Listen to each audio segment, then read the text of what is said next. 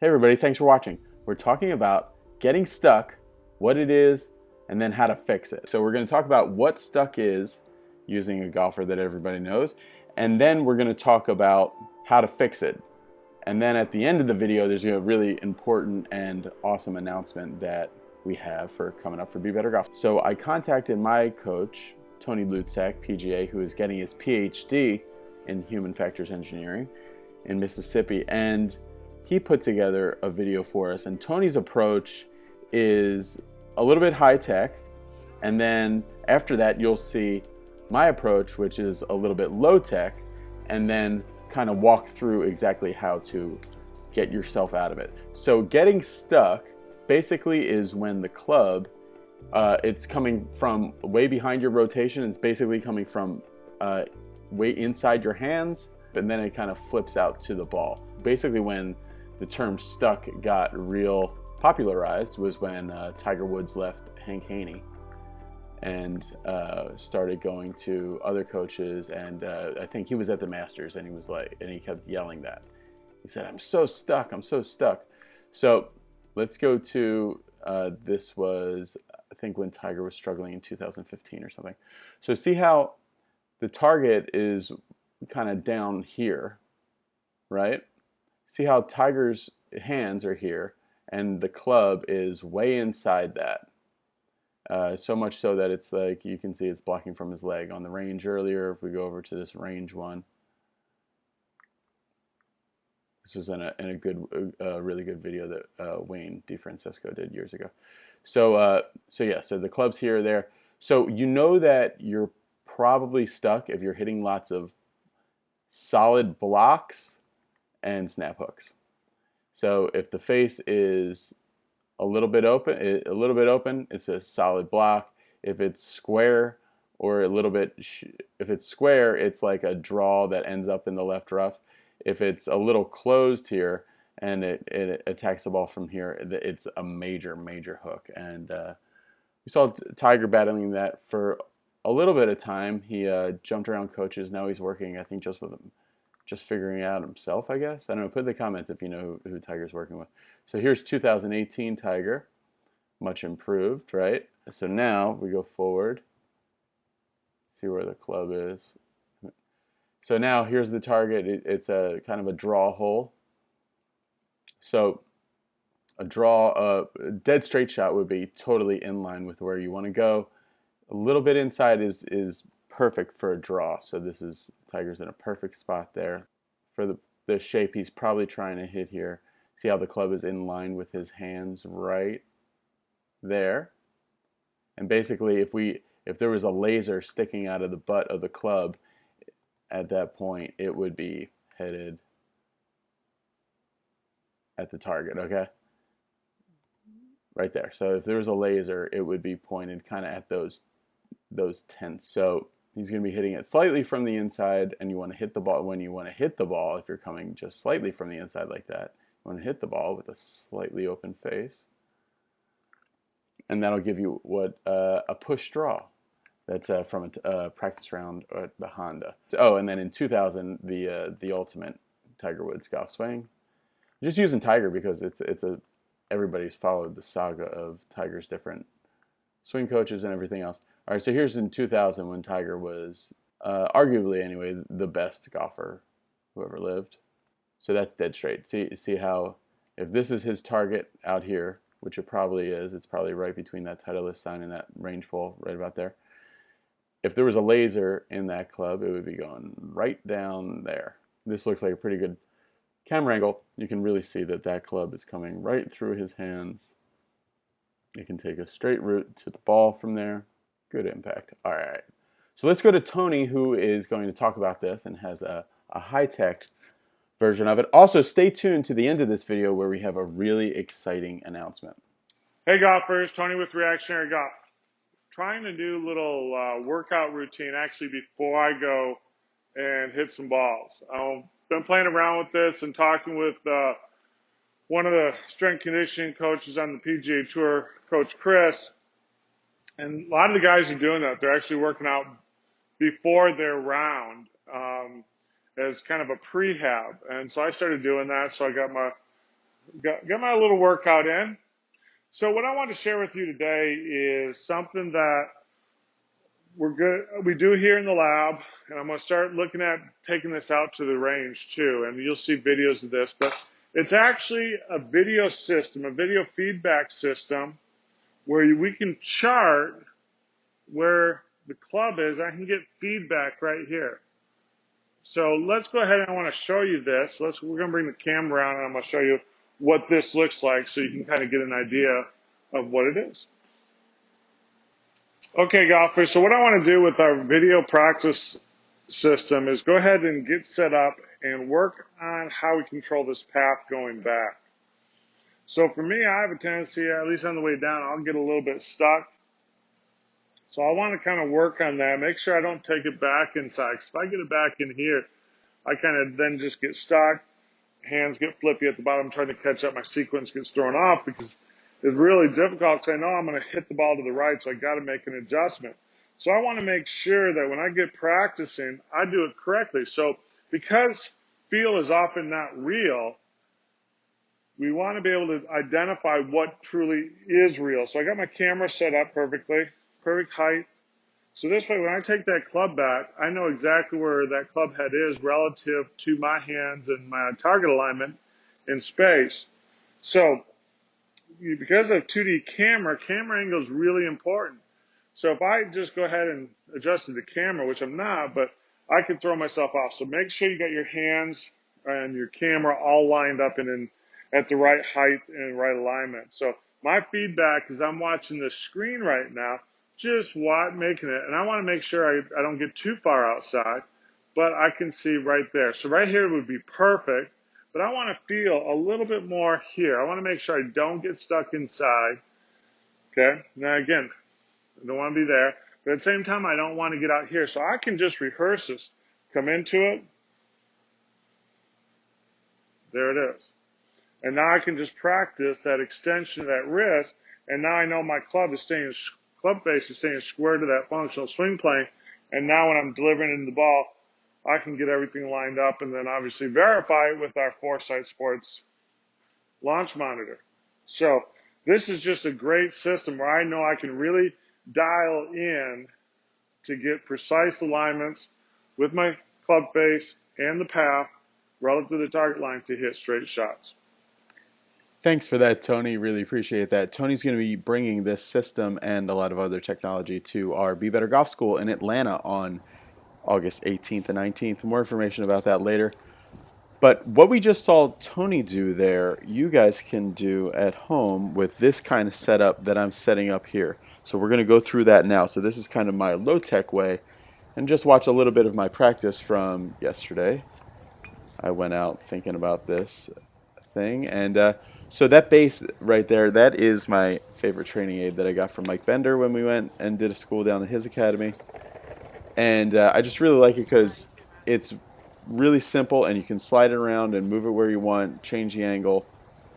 Very simple. But you could do the same kind of thing with parking sticks, which I'll show you that you can get at Home Depot. Everybody knows about them for golf. So what you're doing when you set this up, and that thing there is just a little portable launch monitor.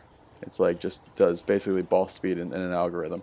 So basically what I'm doing is I'm going to walk a couple steps backwards, and I'm trying to get the shaft angle of the club there and then swing above it. Because if I roll it to the inside, you would see that I would if I did it really extreme, I would hit that thing. But I'm really just trying to get the feel of being up and down. Let's hear that.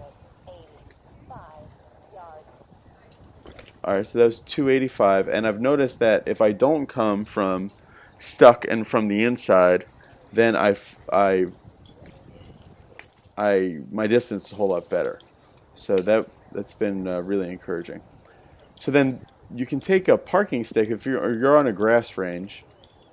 You can take a parking stick and put it in the ground. Same thing. So you just take a couple steps to the other way, and what I like to do when I do this is actually set up your cell phone back here so you can kind of look in a 2D way at where you should be placing these things. I like the rear one because I'm trying to hit a more consistent draw with the driver. I put the one on the trail side a little bit more forgiving, and on the lead side a little bit less forgiving, so that kind of encourages me to swing a little bit more towards right field. At first I was doing the cone drill that you guys saw a whole lot, and I still do that a bunch, but I didn't want to do it so much that it made me stuck. There's a way to do the cone drill without getting stuck, but you can cheat it and get stuck. So you'll see here, 270 yards. I hit it well, but that was a little uncomfortable on the follow through. That was a little too much to have that there. So this setup is basically the anti-stuck push draw. So it's a little staggered. The lead side is a little bit closer to the target line, to see where the club head is, than the trail side. And so in the backswing, you cannot roll it to the inside. You have to swing above the noodle. And on the downswing, you can't let it get stuck and from the inside on you. 5 yards. The machine that I'm using, I really like using this. I think it's called the Swing Caddy 2, I believe is the name of it. I like practicing with it just because it is the numbers that it gives. I tested it against the TrackMan. The numbers are good, and it's very good relative to itself. 283 yards. So that number's with a range ball, and that's a carry. The algorithm that it gives for carry might be a little hot. I don't know if that really flew in the air, 283. Maybe it did. But the ball speed number it gives out is really good. So my goal eventually is to get 170 miles an hour ball speed, kind of when I'm, peak ball speed.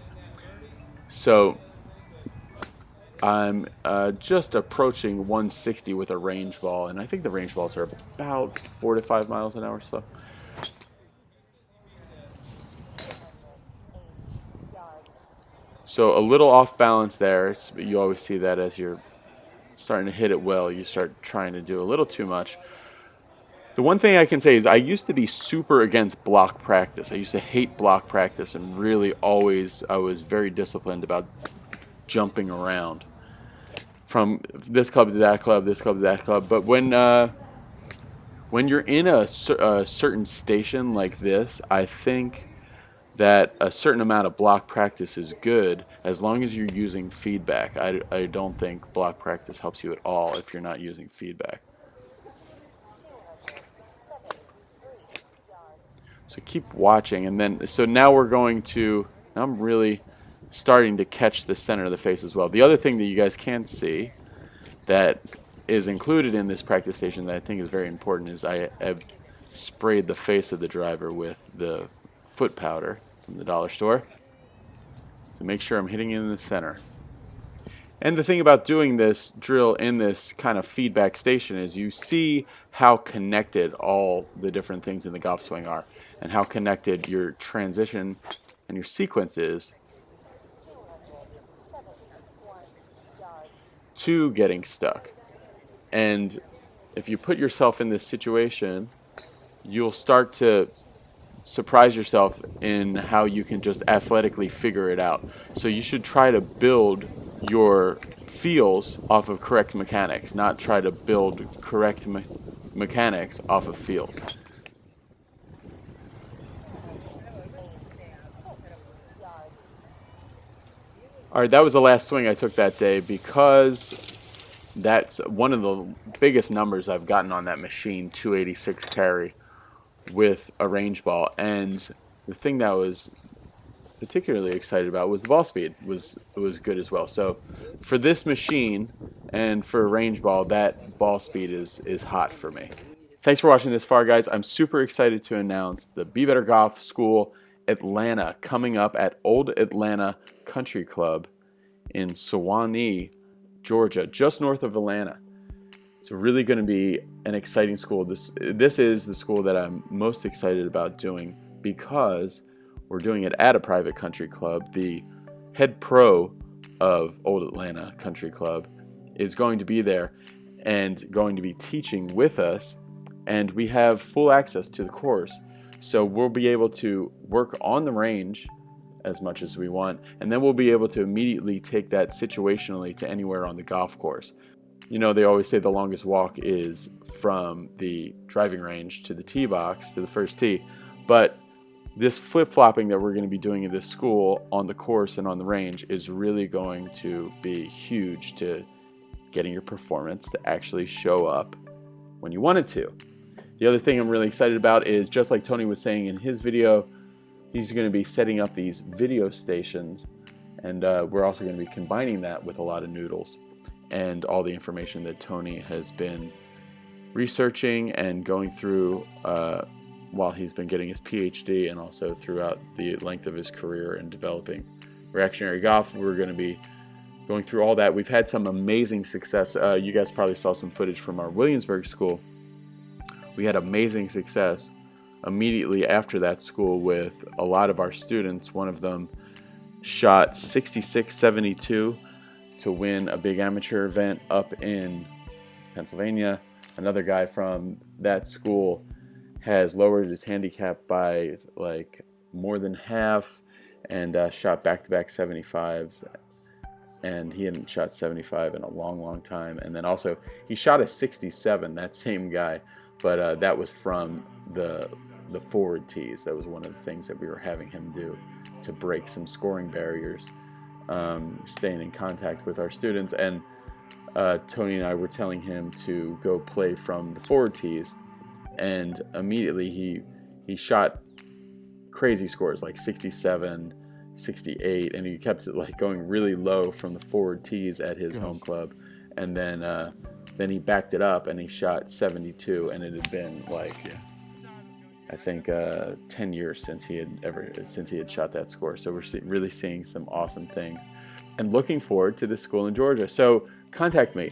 Contact BeBetterGolf@gmail.com is the email. Send an email to me if you're interested, or go check out more information at BeBetterGolf.net/school. We have some information up there and a place to register. Thanks for watching, everybody. Bye.